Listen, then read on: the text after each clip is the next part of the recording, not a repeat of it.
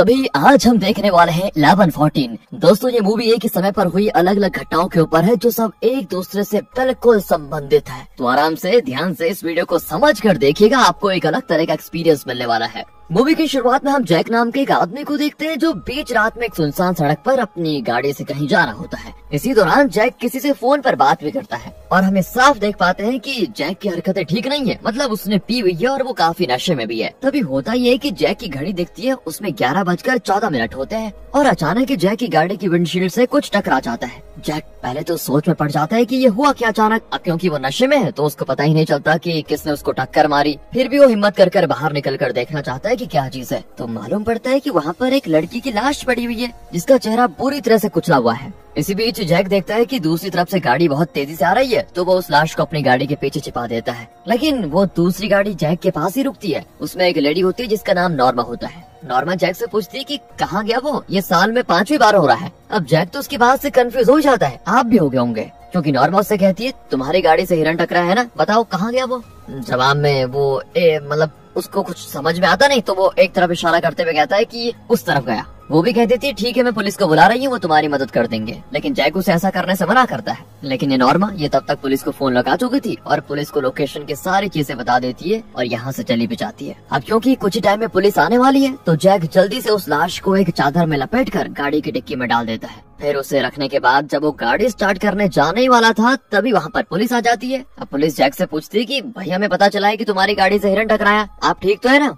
Jack कहता है हाँ सर मैं बिल्कुल ठीक हूँ। अब यहाँ जैक की आंखें देखकर ऑफिसर को ना शक होता है कि इसने पक्का पी रखी है, इसलिए वो जैक को कहता है चलो 1 मिनट तुम बाहर आओ, गाड़ी से बाहर आओ। साथ ही वो कहता है अपना लाइसेंस और बाकी पेपर्स भी दिखाओ। पुलिस वाला पहले ऊपर से नीचे तक सब कुछ देखता है। ओह उसको पता चलता है कि जैक का लाइसेंस तो 3 महीने पहले एक्सपायर हो चुका है, जिसको उसने रिन्यू भी नहीं करवाया। फिर क्या था, जैक के हाथ में प्लास्टिक बैंड पहनाकर उसे अरेस्ट कर लिया जाता है। लेकिन जब वो जैक को अपनी गाड़ी की तरफ ले जाने लगता है तो वो जैक की गाड़ी की डिक्की पर खून देखकर रुक जाता है। अब ऑफिसर को लगती है कुछ गड़बड़ी और वो डिक्की को खोलकर देखता है, ओह माय गॉड उसमें लाश। वो देखकर दंग रह जाता है। ऑफिसर उस समय कुछ नहीं कहता और जैक को तुरंत गाड़ी में लेकर जाता है जिसमें डफी और बजी नाम के 2 लोग पहले से बैठे होते हैं। अब ये दोनों कौन है ये तो हमें आगे ही पता चलेगा ना। तो ऑफिसर बजी को कहता है थोड़ा खिसको जरा, लेकिन बजी जैक को अपने बगल में बैठाने से साफ मना कर देती है और ऑफिसर से बहस करने लग जाती है। और दोस्तों अब तक जैक का हाथ खुल चुका था तो वो मौका देखकर जल्दी से जंगल की तरफ भागता है, जिसके पीछे ऑफिसर को जाना ही पड़ता है।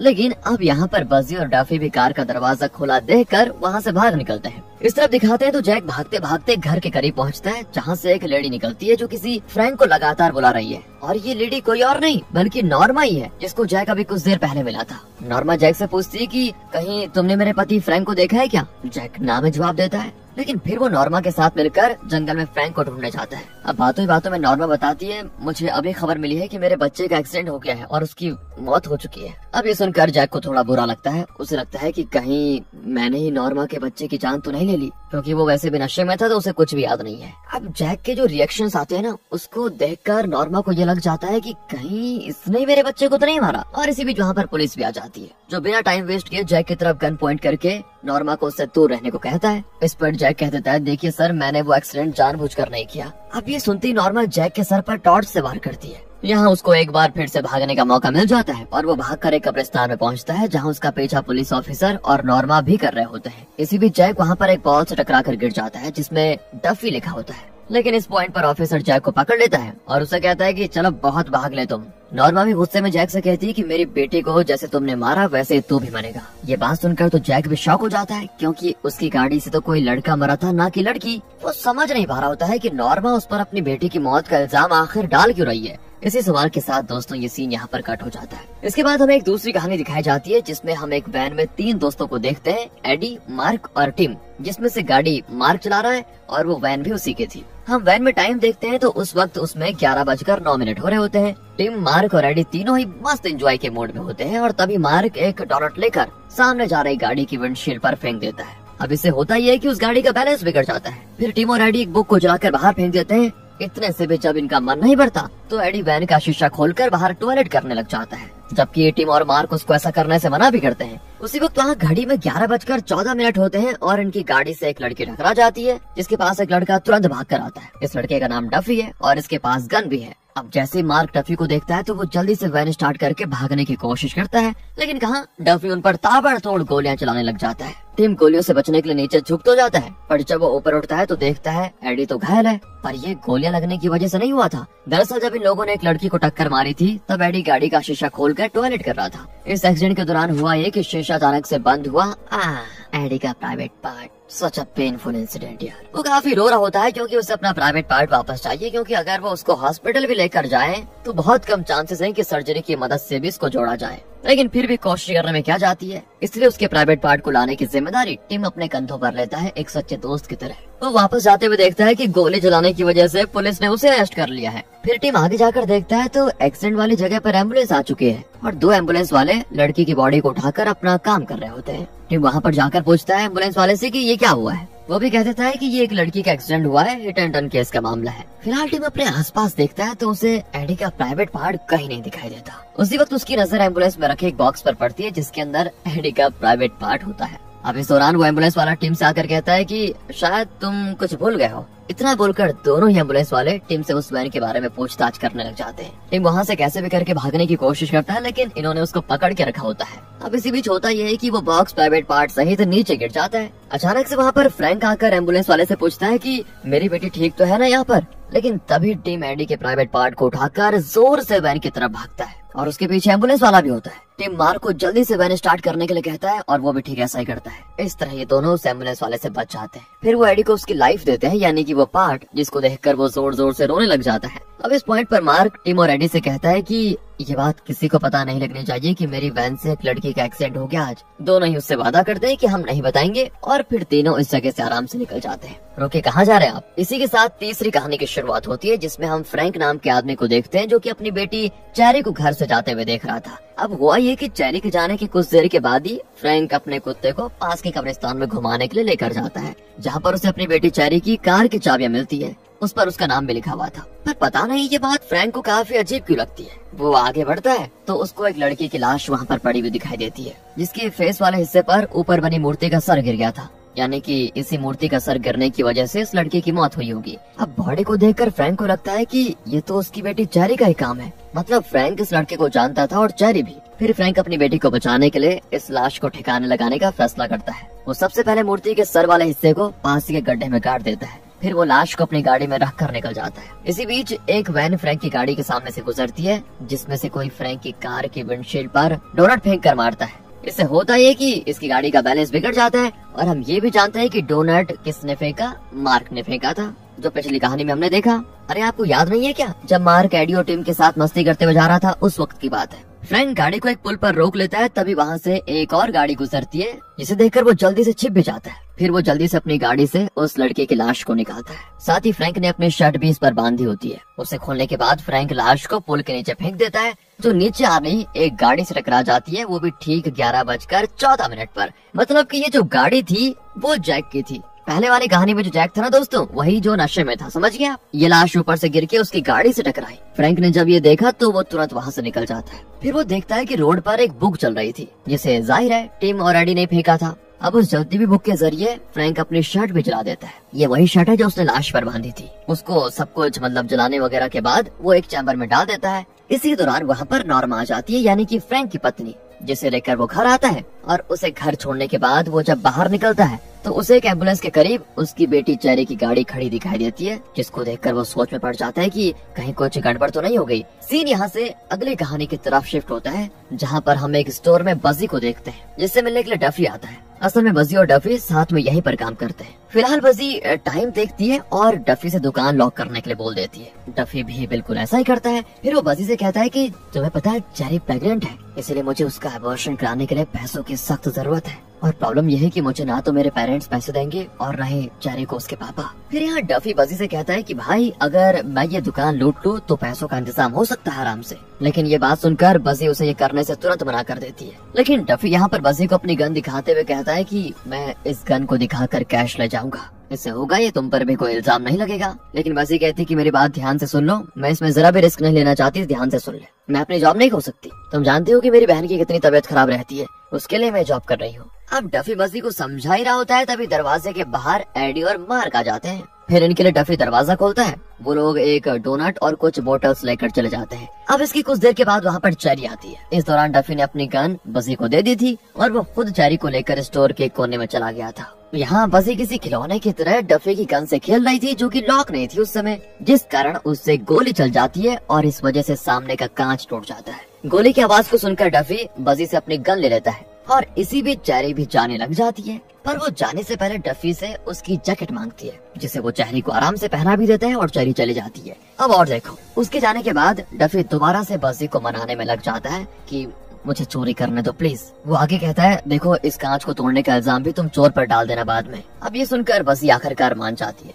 पर वो डफी से कहती है, उससे पहले तुम्हें एक काम करना होगा, तुम पहले मुझे कहीं हाथ या पाँव में गोली मार दो, क्योंकि अगर मुझे चोट लगी होगी तो मेरे पे किसी का शक नहीं जाएगा। डफी ठीक ऐसा ही करता है, पर बजी को गोली लगने से काफी दर्द होता है। फिर वो इस हालत में पुलिस को फोन करके बुला लेती है। डफी भी कैश लेकर निकल जाता है, लेकिन तभी उसको याद आता है कि मेरी गाड़ी की चाबी तो उस जैकेट में थी जो मैंने चेरी को दे दी। अब वो अपनी गाड़ी के पास जाता है तो डफी की चाबियां उसकी गाड़ी में पड़ी हुई है। अब ये चाबी यहाँ पर कैसे आई, ये सोचने का डफी के पास उस समय टाइम नहीं था। वो पुलिस के आने से पहले जल्दी से कार स्टार्ट करके चला जाता है। फिर वो बीच रास्ते में एक कार को देखता है जिसकी विंडशील्ड पर डोनट लगा हुआ था और एक कुत्ता उसको चाट रहा था। ये गाड़ी थी फ्रैंक की, जो गाड़ी के पीछे छुपा हुआ था। अब आगे जाने पर डफी को चेरी दिखती है, जिससे वो पैसे दिखाकर अपने पास बुला लेता है। और जब चेरी उसके पास आ ही रही होती है, तभी एक वैन चेरी को टक्कर मारते हुए चली जाती है। ये वैन दोस्तों मार्क चला रहा होता है, जिसमें एडी और टिम भी थे। यहाँ डफी उस वैन पर ताबड़तोड़ फायरिंग करने लग जाता है और गोलियों के चलने की आवाज को सुनकर वहाँ पुलिस ऑफिसर आ जाता है और वो डफी को अरेस्ट कर लेता है, क्योंकि उसके पास ही गन थी ना। और पुलिस ऑफिसर जानता है कि डफी पास ही के स्टोर में काम करता है, इसीलिए उसके साथ में कैश भी मिलता है, तो जाहिर है उसने चोरी करी होगी, इसलिए वो भाग रहा है। अब पुलिस ऑफिसर यहाँ पर चेरी की लाश के साथ पास में ही एडी के प्राइवेट पार्ट को देखता है। फिर वो डफी से पूछता है कि यहाँ आखिर हुआ क्या था। जवाब में डफी कहता है कि एक वैन ने चेरी को टक्कर मार दी। तभी एम्बुलेंस आती है। एम्बुलेंस वालों को उस प्राइवेट पार्ट के बारे में बताकर पुलिस वाला डफी और बजी को अपने साथ लेकर जाने लग जाता है। दरअसल दोस्तों आपको तो पता ही है कि बजी पर गोली लग गई थी, मतलब उसने जानबूझ के मरवाई थी, वो भी इसी एम्बुलेंस में होती है। अब बजी को दिखाकर ऑफिसर डफी को पूछता है कि क्या इसने भी चोरी की थी, तो बजी साफ इनकार कर देती है कि नहीं ऑफिसर मैंने नहीं की। लेकिन इस पर ऑफिसर कहता है कि तुम तो साफ साफ झूठ कह रही हो। ये मूवी में हर जगह होता है कि खुद पर गोली चला लो, शक नहीं जाएगा, ठीक है। और दोस्तों इसीलिए ऑफिसर उन दोनों को अरेस्ट कर लेता है। इसके बाद कहानी आती है हमारे अगले कैरेक्टर चेरी की तरफ, जो कि अपने घर में थी और इस वक्त घड़ी में 10:54 हो रहे थे। तभी चेरी की एक दोस्त का उसको कॉल आया और वो उससे बात करने लग जाती है। इसी बीच चेरी देखती है कि उसका बॉयफ्रेंड आरोन घर के बाहर आया हुआ है। अब आरोन के बारे में चेरी के पिता फ्रैंक को पता है, तो वो चेरी को बाहर जाने से पहले उससे कहते हैं, अब अगर आरोन ने तुम्हें मारा तो मैं उसकी जान ले लूंगा और ये बात तुम उसे बता देना। चेरी कहती है, पापा मैं अपना ख्याल खुद रख सकती हूँ। इतना कहकर वो चली जाती है। बाहर होता यह कि आरोन चेरी से इंटीमेट होना चाहता था, तो वो उसे कहीं चलने के लिए कहता है, सेफ जगह पर। इस पर चेरी कहती है, उसके लिए तुम्हें मुझे पकड़ना होगा, और वो भागते भागते कब्रिस्तान में चली जाती है, जहाँ आरोन उसको पकड़ लेता है और दोनों एक मूर्ति पर टेक कर एंजॉय कर रहे होते हैं। अब देखो कभी भी कोई परफॉर्मेंस देनी हो तो उससे पहले वहाँ पर ग्राउंड चेक कर लेना चाहिए, है ना दोस्तों। उन्होंने नहीं देखा क्योंकि मूर्ति बहुत ही पुरानी थी और उसके हिलने की वजह से मूर्ति का सर आरोन के फेस पे गिर जाता है, उसकी वहीं पर मौत हो जाती है। अब ये देखकर चेरी बहुत डर जाती है, उसे लगता है कि कहीं ये सारा इल्जाम मेरे ऊपर ना जाए। तो चेरी अपने पर्स में देखती है, उसमें डफी की एक बॉलिंग बाउल के साथ फोटो थी, जिसमें साफ साफ डफी का नाम लिखा था। तो चेरी के दिमाग में एक आइडिया आता है कि अगर मैं इस बॉल को लाकर यहाँ रख दूंगी और सारा इल्जाम डफी पर आ जाएगा तो मैं बच जाऊंगी। तो दोस्तों इसके लिए वो पहले घर आती है, अपनी बॉडी पर लगा खून साफ करती है, फिर वो अपनी गाड़ी की चाबियां ढूंढने लग जाती है, जो कि उसको नहीं मिलती क्योंकि उन चाबियों को उसने कब्रिस्तान में कहीं गिरा दिया था। इस पॉइंट पर चेरी अपने पिता की गाड़ी की चाबी मांगती है, जो फ्रैंक आराम से उसको दे देता है और वो चेरी को जाते हुए देख भी लेता है। उसके बाद चेरी सीधे स्टोर में डफी से मिलने पहुंचती है। दरअसल जो बॉल लाश के पास चेरी को रखनी थी वो डफी की कार में थी और कार लॉक थी, तो चेरी को डफी की कार की चाबियां चाहिए थी पहले, तो उसके लिए उसकी जैकेट से वो चाबी निकालने की कोशिश करती है। इसी बीच बजी के हाथ से गोली चल जाती है, मतलब गलती से, तो डफी चेरी को जाने के लिए कहता है। जाने से पहले चेरी उसकी जैकेट उससे मांग लेती है और बाहर जाकर डफी की बॉल को गाड़ी से बाहर निकाल लेती है। उस बॉल को लेने के बाद चेरी डफी की गाड़ी की चाबी उसकी गाड़ी में छोड़ देती है। इसी बीच उसे एक और गोली चलने की आवाज आती है, जो कि डफी ने बजी पर चलाई थी जानबूझकर, आपको पता होगा। इस आवाज को सुनकर चेरी पुलिस को कॉल करके सब बता देती है। फिर वो आगे जाती है तो अपनी गाड़ी को देखती है, जिसे जाहिर है फ्रैंक चला रहा था। लेकिन जब वो कब्रिस्तान पहुंचती है तो चेरी को आरोन की लाश नहीं मिलती, तो वो डफी की बॉल को वहीं रखकर चले जाती है। इसके बाद चेरी की गाड़ी स्टार्ट नहीं हो रही थी, तो वो किसी को फोन लगाती है। फोन के दूसरी तरफ कोई और नहीं बल्कि जैक था। जैक से चेरी कहती है, मैं आज ही तुम्हारे साथ भागना चाहती हूँ प्लीज। असल में दोस्तों, चेरी ने एरन और डफी को पैसे हटने के लिए फंसाया था। प्रेग्नेंट होने वाली बात झूठ थी। वो चेरी ने इसीलिए बोला था ताकि वो उसको पैसे दे पाए, और बाकी प्यार तो वो जैक से ही करती थी। वो इन पैसों को लेकर जैक के साथ भागना चाहती थी। अब देखो हुआ क्या था। चेरी को देखकर डफी उसको पैसे दिखाता है और चेरी उन पैसे को देखते ही फोन काट कर डफी की तरफ जाने लग जाती है। तभी मार्क अपनी वैन से उसे टक्कर मार देता है और चेरी की मौत हो जाती है। ये टाइम था 11:14। ठीक इसी वक्त फ्रैंक ने भी एरन की लाश को पुल के नीचे फेंक दिया था और वो जैक की गाड़ी से टकरा गई थी। तो दोस्तों, इस तरह ये मूवी यहाँ पर खत्म होती है। क्या था यार इसमें? आप इस इलॉजिक मूवी पर क्या कहना चाहेंगे? अपनी राय कमेंट सेक्शन में जरूर दीजिएगा। आपका पूरा हक बनता है कमेंट करने का। बाकी हम मिलते हैं अगली वीडियो में। देखो होता है कभी कभी हमें इस तरह की मूवीज भी देखनी चाहिए। वो रोज वही मतलब देखो एक ही जॉनरा अच्छा नहीं होता ना। बाकी आप तो हैं स्मार्ट। मिलते हैं अगली वीडियो में। ध्यान रखेगा अपना। Finally thanks for watching.